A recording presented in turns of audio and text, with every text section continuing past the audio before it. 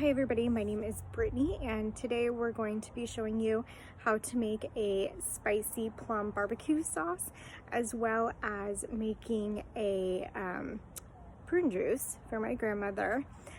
What's great is you can use a steam juicer and then you have all the pulp left over that you have available to make any type of recipe with. So you get two things out of one. It's awesome. So follow us. We're gonna pick some plums here in a minute and then we're gonna get started on canning.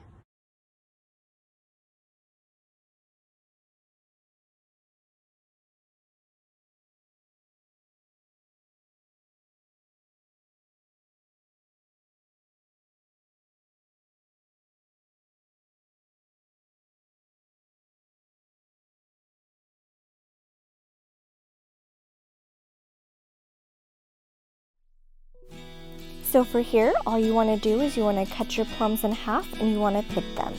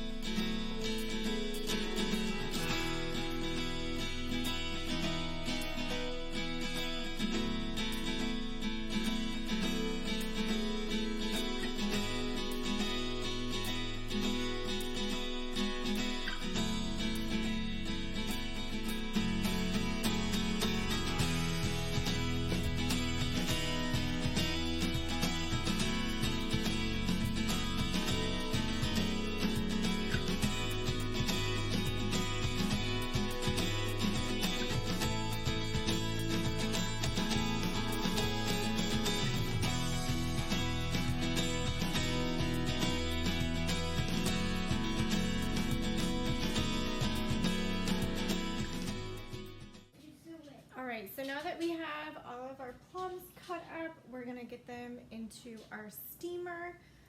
What I love about this is you can just pile everything in here and then you have your bottom pan which is full of water, and so it steams up into here and all your juice trickles down from this colander into here. Once you have juice, you're actually going to start having juice come down into this tubing, so you know that you're starting to have juice. And what I like about it is that it's really easy to use and it's easy to fill up, and it's deceiving because I've had this fill up with juice and thought, oh, there's just a little bit in there, and then it just kept coming and coming and coming. So it's amazing how much juice that this actually gives you, and it's a lot of fun to use. So we'll see how much juice we get out of it today. All right, so we have everything in here now, and we're gonna get the lid on. And I have this at medium high. The one thing you do have to worry about when you use a steam juicer is that you don't want the bottom to get dry. So you do have to periodically check the water level, because if you get too low or it runs out of water, it can actually warp the bottom of your pan, which then can cause the other pans to not fit appropriately on top.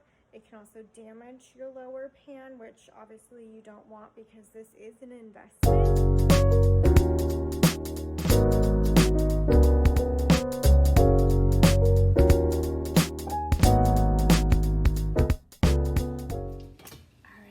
Check this.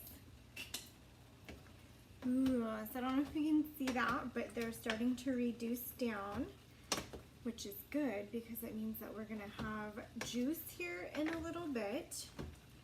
I like to stir these around because sometimes you get stuff on the bottom that is reducing faster than stuff that would be on the top.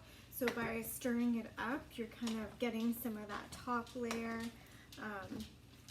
to the bottom and helping it break down a little bit more evenly. At least that's what I tell myself. So we'll keep on simmering for this. This is anywhere from a 1 to 3 hour process for this batch. It depends on how much the bowl is full. So the fuller you have the bowl, the longer it is going to take, but you definitely reap the benefits afterwards.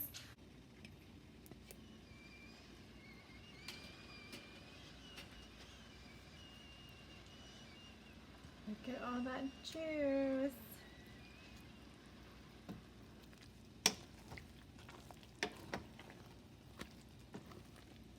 I'm so excited that we're gonna have so much juice.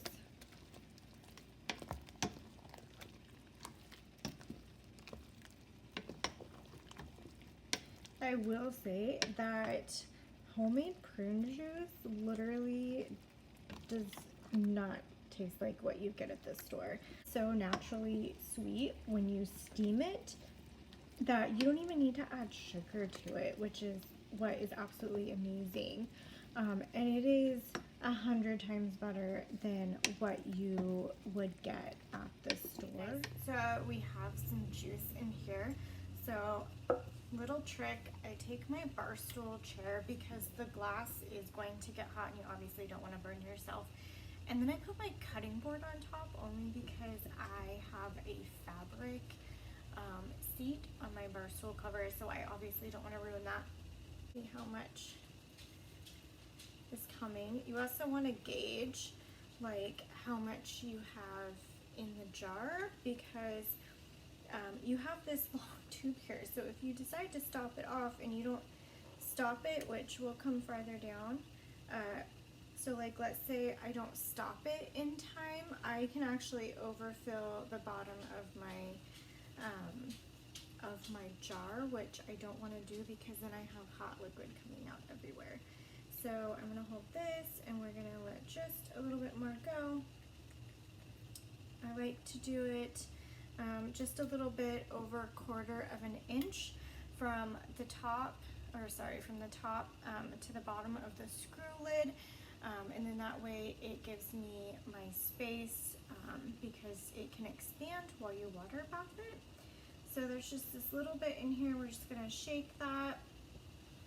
And then I'm gonna tuck this back up for now because as you can see, now that everything has started flowing, we have more to do.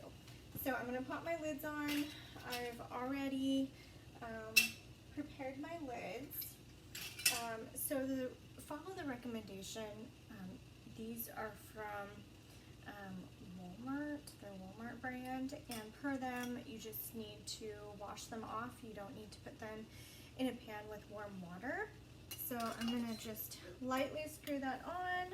I'm gonna put this on because it is hot, hot, hot. And then we're gonna just stick it over here for now. I'm gonna get my next one. We'll get this underneath. So right now this is cool because it's been sitting out.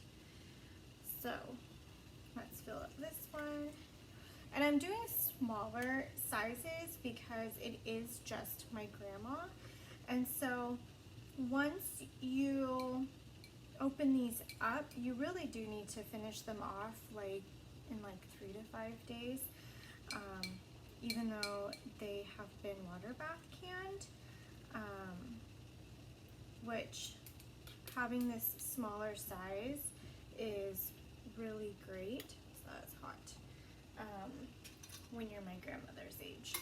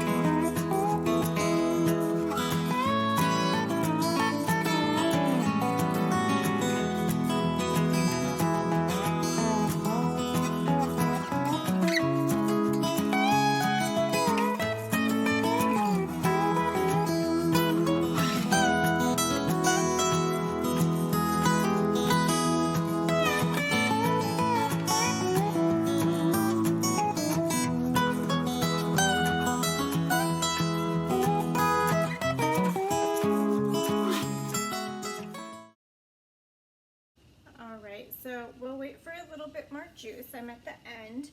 I just have about this much in, but so far we have done 6 jars, so that's really good. So I'm gonna set this aside, and then as we get more juice, I'm actually going to just keep topping off this one until I can get a full jar. So here is what the pulp from the colander looks like once you have gotten everything out in the canner, and I've already put water in it, and hopefully it should be enough to cover my jars. So I am going to use a dishcloth to put them all in. Now we are lucky and we have instant hot on our sink, so I was able to get the water already really hot anyways, so that way it'll start boiling faster. And I think I can only fit one more in here, so I can fit 7 in here. So we'll get these processing. They need to process for 20 minutes in the water bath, and then once they're all done and they're out and your seals are good, which I like to check within 24 hours to make sure that the seals, as you can hear, are popping. Your juice is actually good for 18 to 24 months on a shelf. Once you open the jar and you get it in your fridge, then you need to finish it up within 3 to 5 days. But they have a really long shelf life, which is what I like, so you always have it on hand. This has come to a boil, so it's not super hot yet, so I'm just going to lower it down. I'm gonna pop the lid on, and I'm gonna set a timer for 20 minutes. I like to set everything on a cookie rack because even though granite is made to take hot things, repetitive hot things in a single spot, which is this area for me all the time, can eventually cause discoloration to your granite countertops. So I like to use a buffer, and I like to use my cookie racks to set them on.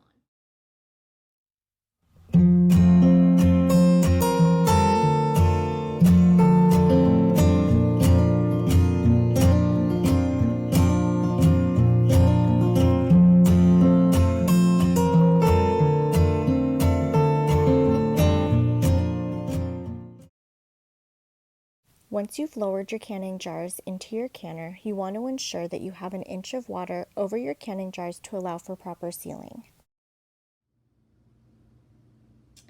Alright guys, so we ended up getting 12 pints out of all of our juicing yesterday. I'm really happy with everything we got.